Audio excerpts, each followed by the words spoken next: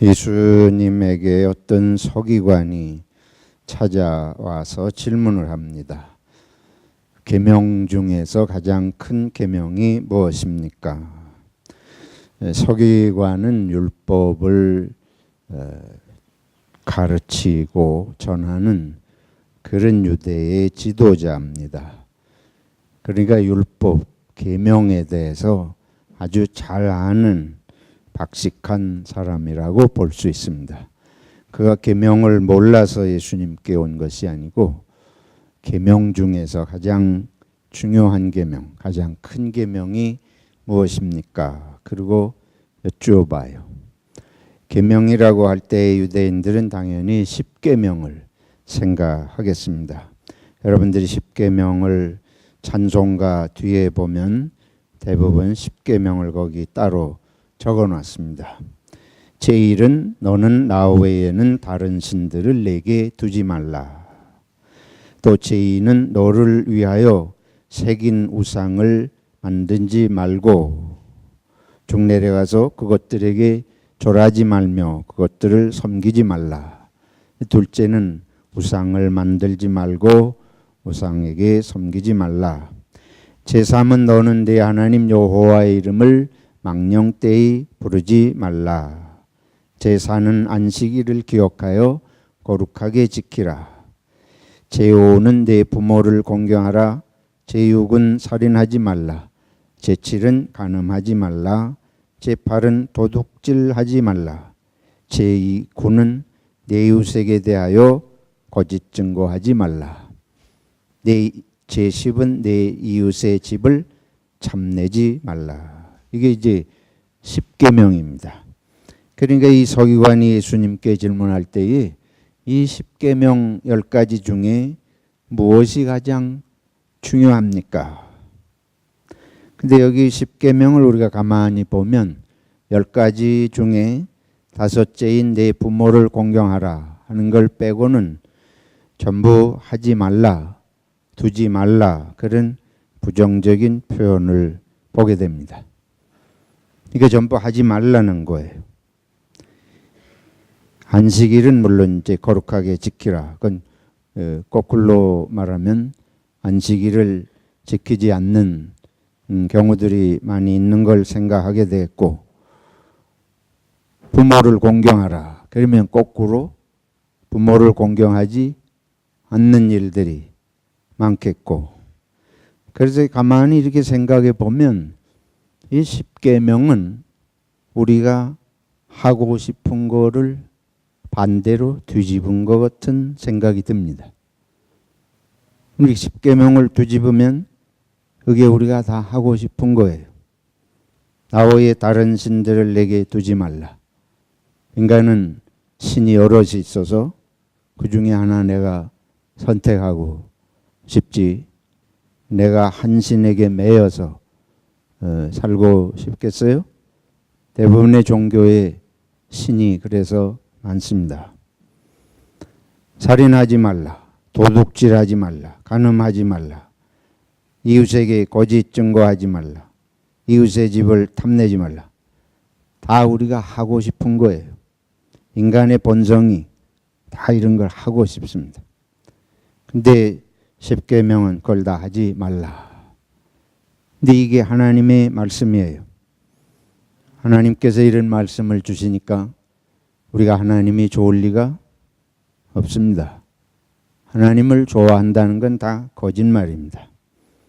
우리는 내가 하나님이고 내가 하고 싶은 대로 해야 되는데, 하나님은 여기 지금 보셨잖아요. 다 하지 말래요. 우리 하고 싶은 걸 하지 말라니 뭐가 하나님이 좋겠어요. 이 서기관이 율법의 전문가이고 날마다 가르치는 사람인데, 그 중에 중요한 게 뭐가 필요해요?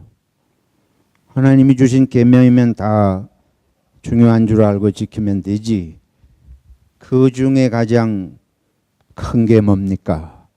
그런 질문을 하는 의도가 뭐겠어요? 여러분과 제가 한번 생각을 해보십시다. 질문을 하면 질문하는 의도가 있을 거 아닙니까? 왜 이런 질문을 하겠어요? 여러분이라면 왜 주님 앞에 이런 질문을 했다 그러면 나 같으면 왜 그런 질문을 하겠나? 제일 큰 계명, 계명을 안 지킬 수는 없고 그냥 한 가지 중요한 거라도 어떻게 좀 해보고 싶겠어요? 안 할 수는 없으니까 다 이거 지키고 싶은 게 없는데 그런 마음이 아니겠나 싶습니다. 우리 마음을 짐작해 볼 때 여러분이 교회에 오시고 예수를 부르고 할 때에 예수 믿어서 복을 받고 문제가 해결되고 이런 건 누구든지 다 원하지만은 여기 하나님께서 이거 하지 마라 저거 하지 마라 뭐 하지 마라 그런 하나님은 우리가 원하는 하나님이 아니었습니다. 그러니까 아마 이 서기관도 그리고 서기관이 돼서 사람들에게 이런 거 가르치고 전하다가 보면 사람들이 서기관을 좋아할 리가 없어요. 뭐가 하나님의 말씀이라고 하나님이 이렇게 계명을 주셨다고 하지만 그걸 말하는 사람은 서기관인데 서기관이 계명을 가지고 이렇게 자꾸 사람들이 있는 데서 얘기하면 그 사람 다 피하죠. 한국 속담이 무슨 속담인가 하면 맑은 물에는 뭐가 안 모인다? 물고기가 안 모인다. 흙탕물이 있어서 아무것도 무슨 짓을 해도 안 보이고 숨어서 별짓을 다 해도 그래야 속이 편하지. 이게 맑게 무슨 짓을 하는지 다 보이는 세상. 그럼 노바닥 사람이 저거 하지 마라 이거 하지 마라 이러고 가르치는 사람 옆에 누가 가고 싶겠냐고요. 그러니까 제 생각에 가만히 보면 이 서기관이 사람들에게 이런 거 얘기하는 거 이제 지쳐. 힘들어요. 그러니까 그거 노바닥 얘기하기 힘들고 아주 쉽게 말하면 그냥 중요한 거 한 가지만 좀 어떻게 좀 해보고 나머지는 그냥 좀 적당히 지나가면 안 되겠나. 예수님께서 그 마음을 모르시겠습니까? 이스라엘 백성이 수천 년 20계명을 모세 때에 받아가지고 이제 그걸 대대손손이 이거를 연구하고 외우고 날마다 그걸 가지고 사는 사람들인데 예수님께서 그러면 하나님을 섬기라. 그게 제일 중요하다. 부모를 공경하라. 그게 제일 중요하다. 가장 큰 계명이 뭡니까? 가장 중요한 게 뭡니까? 모르면 대답을 그렇게 해야 될 거 아니에요? 선생님의 질문을 가장 중요한 게 뭐냐 그러면 질문에 맞게 대답을 해야지. 예수님은 질문에 맞게 대답하는 적이 별로 없으세요. 그러니까 학교 다니셨으면 분명히 빵점을 많이 맞으셨을 것 같아요. 가장 큰 것은 여기 10가지 중에 이 사람이 생각을 하고 계명하면 유대인은 다 그거 10계명인데 예수님이 엉뚱한 대답을 하죠. 뭐라 그러십니까? 하나님은 한 분이시니. 그거 왜 갑자기 그 얘기가 나와요? 하나님은 유일하신 하나님 한 분이시니 네가 마음을 다하고 힘을 다하고 뜻을 다해서 너희 하나님을 어떻게 하라? 사랑하라. 그게 첫째래요. 그 10계명에 그런 말이 있습니까? 10계명에 무슨 힘을 다하고 뜻을 다하고 예수님은 거기다 더 붙여서 목숨을 다하고 그렇게 해서 하나님을 사랑하라. 이게 10계명에 그런 표현이 없습니다. 이거는 사실은 신명기 6장 5절에 나오는 표현이에요. 이거는 출애굽기 20장에 나오는 10계명에 관계된 게 아니고 신명기 6장 5절에 나오는 그 한 구절을 예수님께서 따서 말씀하세요. 첫째는 하나님을 사랑하라. 그 다음에 또 한 가지를 더 말씀하십니다. 둘째는 이것이니 네 이웃을 누구처럼? 내 몸같이, 내 자신처럼. 신명기 6장 5절에 그렇게 또 붙어서 쌍으로 나오는 것도 아닙니다. 이 구절은 레위기 19장 18절에 전혀 엉뚱한 곳에 나오는 구절입니다. 그거를 두 개를 붙이셔서 예수님께서 계명 중에 가장 큰 계명은 첫째는 하나님을 몸과 마음과 힘을 다해서 목숨을 다해서 사랑하라. 둘째는 내 이웃을 내 몸같이 내 자신처럼 사랑하라. 이 두 가지 이런 식의 표현은 십계명에 없습니다. 그리고 예수님의 전혀 이 서기관이 물은 질문하고는 다른 대답을 하신 거예요. 그리고 이 두 계명의 공통점은 사랑하라는 것입니다. 하나님을 사랑하고 이웃을 사랑하라. 그리고 예수님의 말씀의 초점은 사랑하라 하신 것이죠. 방금 말씀드린 대로 십계명은 하지 말라는 거예요. 하나님 외에 다른 신을 섬기지 말라, 우상을 만들지 말고 절하지 말라, 뭐 이렇게 등등등 도둑질하지 마라, 간음하지 마라. 근데 이런 하지 말라는 것, 이 하지 말라는 것이 그게 사랑하라는 것하고 어떤 차이일까요? 왜 하지 말라고 쭉 쉽게 나와 있는데 예수님은 계명에 없는 사랑하라는 거로 바꿔서 말씀을 하신 이유가 무엇이겠습니까? 우리가 학교 다닐 때 호주는 모르겠습니다. 한국에서 저희들이 잘할 때는 국어, 영어, 수학, 국영수 이걸 공부를 잘해야 돼. 근데 국영수를 다 100점을 맞는다고 그 사람이 공부를 잘하는 것일까요? 물론 우선 피상적으로 보면 그렇습니다. 그런데 공부하는 목적은 뭐예요? 국영수를 100점을 맞으면 공부는 잘하는 거라고 뭐 할 수 있을지 모르겠어요. 근데 공부를 잘했다고 공부하는 목적에 맞게 하는 것이냐? 이건 또 다르지 않습니까? 인생의 목적이라고 하는 게 점수 잘 받는 것에만 있는 것은 아니잖아요. 점수 받는 게 공부의 목적은 아니에요. 공부가 점수 잘 받는 게 공부의 일부이지만 공부의 목적이 점수 잘 받아서 다 되지는 않습니다.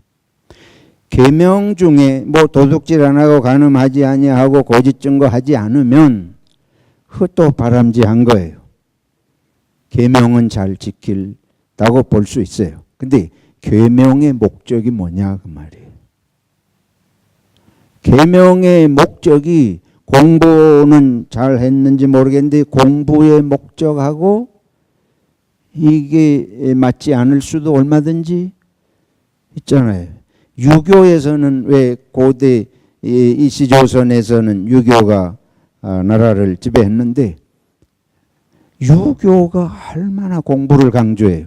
우리 민족이 공부 잘하는 거 강조한 건 유교 문화에서 내려온 것입니다. 유교 문화는 사농공상, 선비가 돼야 이거는 뭐 아주 완전히 월등하게 출세하는 거, 명예는 선비가 돼야 돼요. 선비가 되는 건 공부해야 돼요. 근데 이조시대의 공부라는 건 유교를 공부하는 것입니다. 사서삼경을 공부하는 것이. 그럼 사서삼경은 수학을 배우고 영어를 배우는 게 아니고 인간관계를 어떻게 하는 성품을 기를 것이냐. 오륜이라는 게 그거 아니에요. 군신유의, 부자, 유친, 부부, 유별. 뭐 그런데 이 유교의 윤리라고 하는 것, 삶의 전부 유교는 윤리 도덕이 그 중심인데 이 윤리 도덕의 핵심은 서로 관계 속에서 어떠한 태도를 지니고 살 것이냐. 근데 그 관계라는 게 전부 군신, 그런 부부. 근데 부부지간에도 남편 중심이죠. 남존여비니까 군신하면 항상 군이, 임금이 중요하고. 그러니까 이 관계라는 게 있으나 마나요. 이건 평등사상이 아니고 완전히 수직 개념입니다. 그래서 이 유교윤리라고 하는 건 항상 지배자를 위한 윤리예요. 지배자에게 어떻게 하느냐예요. 부부유별, 부자유친, 장녀유소. 그러면 나이 젊은 사람이 나이 든 어르신에게 어떻게 해야 되느냐. 그게 항상 초점이에요. 나이 든 분이 젊은 사람에게 어떻게 하느냐. 그거 별 의미가 없어요. 부부지간에 아내가 남편에게 어떻게 해야 되느냐. 이게 항상 지배 논리 중심입니다. 어쨌든 그런 논리로다가 500년 이조 시대가 갔는데 그때에 제일 중요한 게 선비예요. 사회에서 이런 사회에서 항상 모든 것에서 남에게 이렇게 섬김을 받는 위함을 받는 길은 선비가 되는 거 아니에요? 선비 되려면 공부해야 돼. 그래가지고 세상에 출세를 해야 되는데 오늘날 우리들이 이 생각할 때에 예수님께서 이 계명의 목적이 뭐냐? 지금 유교는 그거 공부해가지고 초점은 나라의 임금이 잘 다스리는데 이게 맞춰 있어요. 그래서 이 유교라고 하는 건 공맹도는 왕도 정치를 위한 윤리입니다. 그 뿌리를 파고 들어가면 나라의 임금이 잘 다스리는 걸 국가 질서를 위한 게 기본 목적입니다. 오늘날 공부는 뭐예요? 오늘날 공부는 나가서 직업을 가지고 돈 벌어야지. 돈 벌고 명예도 물론 공부해야 획득하고 뭐 그런 거 아니에요? 또 공부해서 판검사가 되면 그것도 일종의 권력도 손에 쥐고 오늘의 공부의 목적은 자기 개인의 출세고 실용성입니다. 목적이 그렇다는 지금 목적을 얘기 드리는 거예요. 그럼 10계명의 목적은 뭐냐? 유대인들은 말씀드린 대로 안 하는 데다가 초점을 둬요. 그리고 안 하는 데 초점을 뒀다고 하는 건 뭔가 하면 하고 싶은 거는 자기가 하는 거, 자기가. 하나님이 하지 말라는 본뜻을 알아서 하나님의 말씀대로 사는 데 초점이 있는 게 아니고 하나님이 말씀하신 건 최소한도로 하지 말라는 거는 뭐 문제가 되니까 그거는 지키고 나머지 알맹이는 누구 뜻대로 내 뜻대로 맞습니까? 예수님께서는 이것을 디뎌보신 거예요. 교인들이 아주 최소한으로 저를 비롯해서 최소한으로 하나님을 안 믿을 수는 없고 뭐 기독교는 계명도 있고 뭐 하지 말라는 거 있으면은 술 먹지 마라 담배 피지 마라 그러면 그런 선은 지키되 나머지 삶의 알맹이는 누구 거예요? 내 거예요. 내 삶을 사는 거지. 예수의 삶에 관심 없습니다. 하나님을 향한 삶에 관심이 없어요. 알맹이는 내 삶을 사는 거예요. 이 하나님이 방해하지 마라. 하나님의 계명이 왜 큰 계명 하나를 원해요? 바로 그 심리 밑바닥엔 그게 들어 앉아 있습니다. 나머지는 주일 예배 한번 드리면 됐지 뭐 주일 예배도 뭐 노바닷가 가면 뭐 설교가 맨날 그 소리가 그 소리인데 뭐 노바닷가서 기도하고 뭐 세상 책도 못 읽는데 성경을 뭐 매일 읽고 뭐 안 그래요 여러분? 저와 여러분이 다르습니까? 우리 심리가? 그냥 한번 그거 하면 되지. 큰 거 한번 주일 예배 한번 하면 되지. 이 사람이 누굽니까? 바로 우리하고 똑같은 모습입니다. 계명이 중요한 게 아니라 이 사람은 그냥 피해가고 하나 어떻게 좀 중요하다는 거. 그래서 예수님께서 계명이라고 하는 것은 피해가고 알맹이는 네가 네 원하는 삶을 사는 걸 말하는 게 아니고 계명의 핵심은 마음을 다하고 뜻을 다하고 힘을 다하고 뭘 다해서 예수님께서 한 말 더 목숨을 다해서 왜 이렇게 강조하시냐. 계명이라고 하는 것은 하나님을 피해가는 이런 걸 위한 게 아니고 내 인생의 전부를 말하는 것이다. 계명이라고 하는 건 삶의 본질을 말하는 것입니다. 계명이라고 하는 건 삶의 존재에 내가 사는 목적 자체를 계명이 말하는데 그 최소한을 지금 표현하고 있어요. 하나님께서 이 선까지도 안 지키면 안 된다. 예수님께서 말씀하시는 건 이런 계명의 율법의 본래적인 목적은 하나님을 사랑하라. 내 삶에 다른 의미가 없다는 거예요. 하나님의 말씀을 곁가지로 생각해가지고 이렇게 해놓고 알맹이는 네가 따로 사는 게 있는 게 아니고 하나님을 사랑하는 것이 삶의 목적이고 중심이고 전부다. 그런데 산다고 하나님을 잘 믿는다고 신앙생활 잘 한다고 유대인들이 생각하면서 하나의 허점이 있어요. 하나님을 사랑하는데 이웃이 관계가 없는 거예요. 하나님을 사랑하면 열심히 기도하고 자기 나름대로 양심적으로 산다 그러고 그러는데 이웃하고 관계는 관심이 없어요. 그래서 예수님께서 레위기 19장 18절을 말씀하셨어요. 이웃을 내 몸과 같이 내 자신처럼 사랑하라. 이 두 가지가 삶의 본질이고 삶의 목적이고 삶의 의미고 삶의 전부다. 이거 외에 살아가는 다른 목적과 의미가 없다는 것을 말씀하시는 것입니다. 오늘 룻기를 보았습니다. 룻기를 보면 아주 룻기는 정말 성경에 있는 문학 중에 문학이라고 일컬어지는 곳입니다.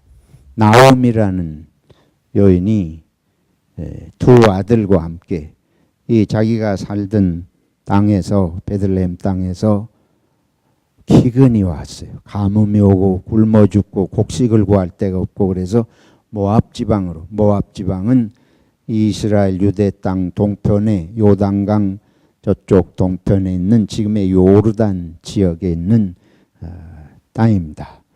그쪽에 가면 좀 먹을 게 있다. 그래서 그리 이주를 했습니다. 거기서 두 아들을 장가를 보냈어요. 장가를 보내가지고 이제 6식구가 된 거죠. 근데 그 두 아들이 죽어버렸어요. 그러니까 며느리만 둘만 남잖아요. 그 며느리의 한 이름은 오르바고 다른 한 이름이 나오미, 루시예요. 이 나오미의 남편 두 아들의 아버지도 죽고 아버지하고 두 아들이 그냥 삼부자가 일시에 죽으니까 여자 셋만 남았잖아요. 시어미하고 며느리 둘만 남았는데 이게 그 땅에 가가지고 먹고 사는 건 좀 어떻게 됐고 며느리는 없고 했는데 이게 무슨 불행이에요. 얼마나 낙심이 되겠어요. 그러고 있는데 마침 이 베들레헴 땅에 좀 이제 문제가 해결이 되고 기근이 해결이 되고 한다. 그래서 이제 돌아와요. 돌아오는데 나오미가 생각할 때에 모압 땅에서 얻은 이 두 며느리 오르바와 루시 아직 젊은데 이거 데리고 갈 수가 없잖아요.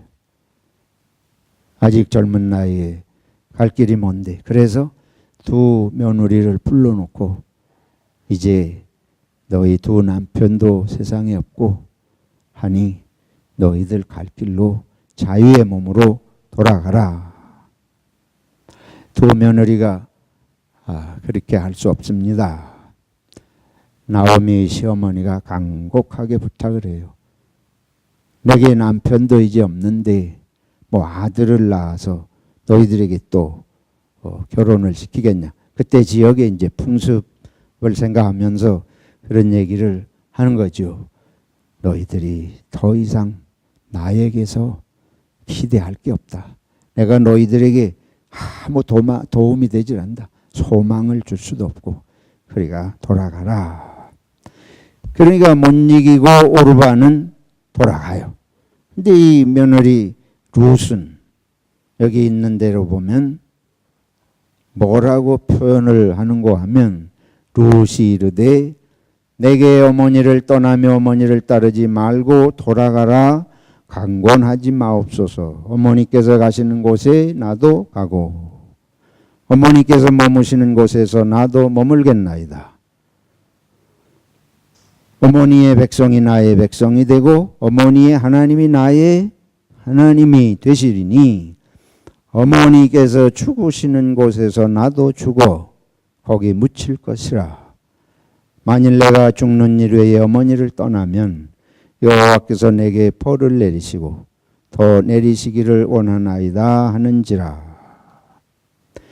그러면서 오늘 18절의 결론은 나오미가 룻이 자기와 함께 가기로 굳게 결심함을 보고 그에게 말하기를 그치니라. 11절에 이 나오미가 잡은 두 며느리에게 하던 말이 이것입니다. 나오미가 이르되 내 딸들아 돌아가라. 너희가 어찌 나와 함께 가려느냐. 여기 함께라는 말이 있습니다. 좋을 때는 함께 있고 싶지요. 좋을 때 함께 있어서 어려움이 없어요. 근데 지금은 좋은 때가 아닙니다. 자기들 남편이 다 세상을 떠났어요. 시어머니를 따라가는 게 아무 소망이 없습니다.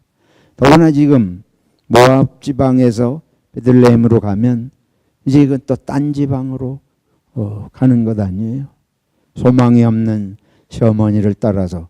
그 시어머니를 따라간다는 건 뭐예요? 시어머니에게 도움받을 게 있는 게 아니고 자기들이 시어머니를 위해서 살아야 돼. 그렇잖아요. 나이든 시어머니 이제는 홀로 되고 그 시어머니 가서 받들고 섬겨야 되는데 이 룻이 시어머니 나오미하고 함께 가서 시어머니의 어머니의 하나님이 내 하나님이 되고 내가 죽어서 어머니 묻히는 곳에 나도 묻히겠습니다 하는 표현은 단순한 표현이라고 볼 수 없습니다. 이거는 자기가 희생하고 완전히 자기를 이제 시어머니에게 내바치면서 고생길을 자초하는 것이라고 볼 수가 있습니다. 산다고 하는 것은 둘 중에 하나예요. 하나님을 사랑하라. 그게 뭔지 막연해. 이웃을 사랑하라. 그것도 막연해.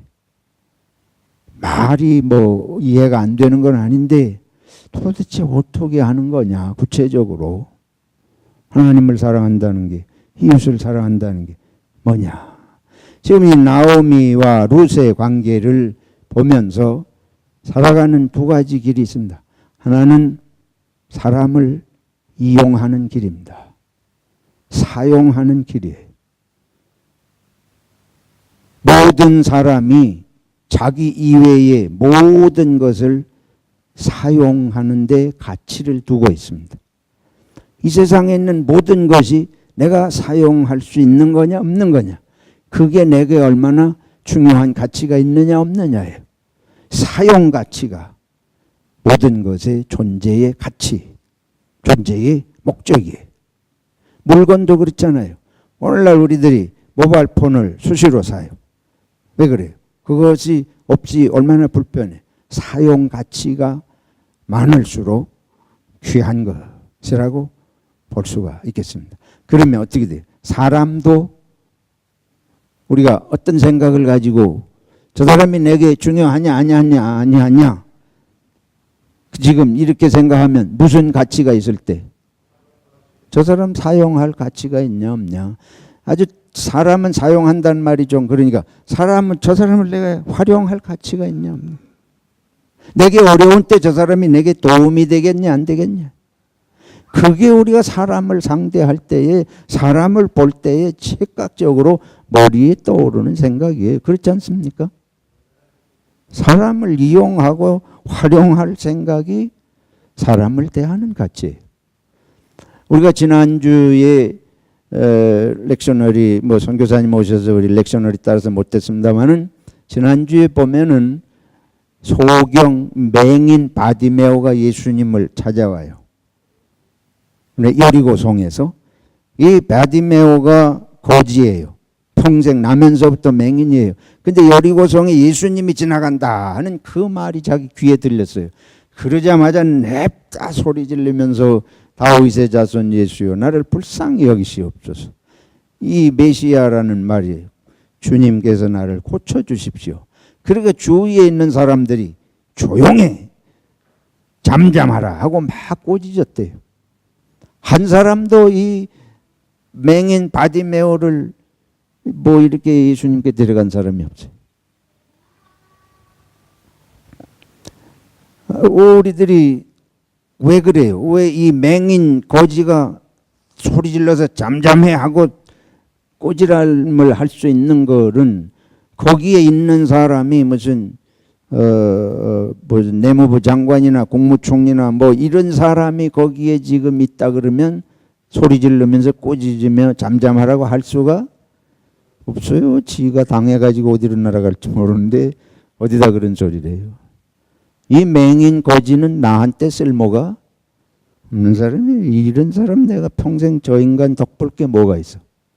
그러니까 그냥 뭐 서슴없이 조용해 엇박질러야 돼. 어린애 보고 소리 질러서 엇박질러요. 왜? 쓸모없는 거야. 언제 내가 저 아이 덕을 보겠다고. 여러분과 내가 살아가는 게 그렇지 않습니까? 우리는 내가 이용 가치가 있을 때 태도가 달라져. 근데 이용 가치가 없는 인간에 대해서는 우리들이 사람 취급도 안 하죠. 사람 취급도 안 해요. 지금 룻은 나오미가 시어머니가 이 시어머니 따를 이유가 목적이 없어요. 도움이 안 돼요.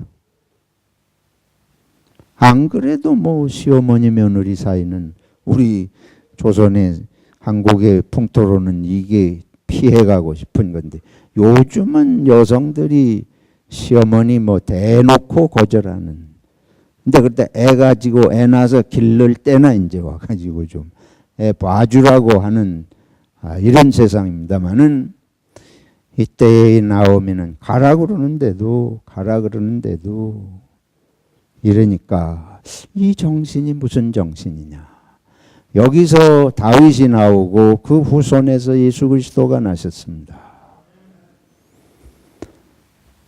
하나님께서 우리들을 향해서 주시는 말씀, 그거는 뭐든지 이용할 생각으로 살지 마라. 예수님께서 이용할 가치를 생각하는 이 습관에서 벗어나라. 하나님을 사랑하고 사람을 사랑하라. 하나님을 이용하려고 그러지 마라. 하나님께 기도해가지고 뭐가 이루어 주시는 그것만 매달리고 이루어 주시지 않으면 그냥 이용 가치가 없으니까 하나님도 언제 버려. 교회도 마찬가지예요. 가정도 지금 나오미는 시어머니를 덕볼내는 게 아니고 자기가 희생되는데 이 남편도 아니고 자식도 아니고 시어머니인데 이렇게 당신이 죽으시는 곳에 내가 죽어서 거기 같이 묻히겠습니다. 이게 어떤 거예요? 이게 도무지 한국의 기독교인들이 이런 말씀을 정말 마음에 새기고 우리가 이렇게 산다면 세상이 안 뒤집어지겠습니까? 기독교인이 되면 이렇게 사는 사람들이라고 하는 거 세상이 믿어지면 왜 기독교를 안 믿겠습니까? 전부 교회 가라고 할 텐데 우리 오늘 기독교가 교회가 성경에 이런 말씀은 다 내집어 던지고 교회를 이용만 하려고 하는 것이 그런 게 이제 이런 결과가 오는 거 아니겠어요? 이민교회 보세요. 교회에 붙어 있는 사람이 얼마나 있어요? 우리 교회는 참 뭐 숫자는 많지 않지만 여기다 오래되신 분들이에요. 아주 기적같이 붙어 있으신 분들입니다. 보통 교회들의 그 교회 시작할 때부터 있던 교인이 10%가 안 돼요. 다 중간에 도망가요. 뭐 어디 딴 데 가면 대단히 낫답니까? 우리가 사람을, 교회를, 가정을 뭐든지 이용가치적으로 살기 때문에 이게 하나님께서 주시는 십계명의 목적이 다른 게 아니다. 하나님도 하나님을 사랑하고 그럼 하나님은 우리를 사랑하시니까 우리가 원하는 걸 당연히 이루어 주실 거 아니에요. 우리가 부부가 사는데 남편이 아내한테 바라기는 잔뜩 보든지 희생을 강요하고 자기가 희생해야 될 때는 전부 안 하고 내버리고 그러면 누가 그 살고 싶겠어요? 우리가 하나님께서 예수님께서 말씀하신 대로 목숨을 다해서 마음을 다해서 하나님을 사랑하라. 근데 하나님은 우리를 하나도 돌보시지 않는다면 그런 하나님을 뭐로 목숨을 바치고 사랑해요? 하나님은 하나님이니까 두려우니까 우리는 하나님의 영광을 위해서 지음받지 않았냐? 하나님은 주권자 아니시냐? 절대자 아니시냐?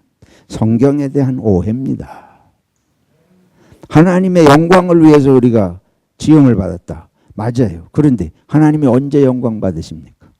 생각해 봐요. 하나님이 언제 영광 받으시는 분일까요? 우리 사람은 그냥 두려워서 벌벌 떨면서 그 앞에 그냥 이렇게 그렇게 섬기면 그분이 영광 받으시는 줄 알아요. 그렇잖아요. 이게 완전 독재주의적인 발상이에요. 완전히 군주적인 그런 수직적인 뭐든지 높은 사람 앞에서 벌벌 떨듯이 하나님은 주권자이고 전능하시고 그러시니까 그 하나님 앞에 두 말도 못하고 이렇게 벌벌 떨 그게 십계명을 지키는 이스라엘 사람들의 태도였습니다. 그러니까 가급적이면 하나님을 피하는 게 좋아. 멀리 있는 게 좋아. 그게 아니고 예수님께서 하신 말씀은 하나님은 그래서 너희의 아버지라. 너희를 돌보시는 아버지라. 그래서 예수님이 오셔가지고 십자가에 우리를 위해서 뭐 하시기까지 죽으셔서 영생을 주시기까지 하시면서 사랑하시기 때문에 사랑하라고 말씀하시는 줄로 믿습니다. 사랑하면서 둘이 사랑하면 뭐 전부 내 것이 내 것이고 내 것이 내 것이고 그러니까 요한복음 15장에 그 말씀이에요. 하나님을 사랑하면 하나님께 다 우리의 우리를 사랑으로 지으신 하나님. 그래서 세상을 살면서도 문제는 이 머리입니다. 이 머리 속에 고정관념이 들어박혀 있어요.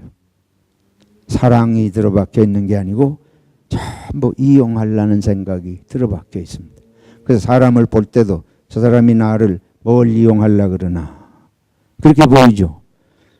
그렇게 보여요. 나도 또 그런 생각이 들어박혀 있고 성령이 오시면 사랑의 열매가 첫 번째 말씀은 주님 나의 이 속에 있는 이거를 고쳐 주십시오. 여기 이제 서기관이 결론입니다. 이 서기관이 예수님이 그 말씀하시니까 금방 받아들여요. 아주 희한한 서기관이에요. 그러면서 뭐라 그런 건 맞습니다. 예수님 선생님 맞습니다. 하나님은 한 분이십니다. 그러니까 하나님을 모든 걸 다해서 사랑하는 게 맞습니다. 그리고 이웃을 내 몸처럼 사랑하는 게 전체로 하나님께 몽땅 다 바쳐 제사 드리는 것보다 그게 더 옳습니다. 그러니까 이 예수님이 깜짝 놀랐어요. 유대 땅의 율법사 서기관 중에 이런 사람이 다 있나.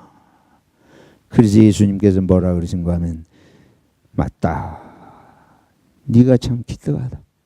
네가 하나님의 나라에서 멀지 않도다. 서기관 중에 칭찬받은 사람이 이 사람밖에 없는 것 같아요. 성경에 보면.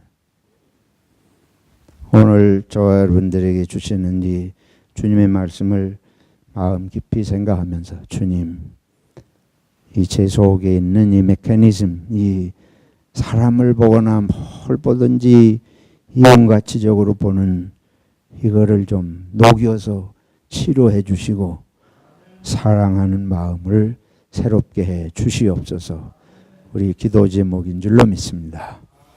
전능하신 하나님, 그러나 사랑하시는 하나님, 하나님은 우리를 사랑하셔서 예수님의 생명까지 우리를 위해 주셨으니 저희가 하나님을 사랑하기 마땅하고 또한 우리가 사랑하도록 하나님의 성품을 넣어서 지으셨으므로 사람을 사랑하고 무엇이든지 이용가치적으로 보지 않도록 이 영혼을 뇌세포를 사고방식을 치료해 주시옵소서.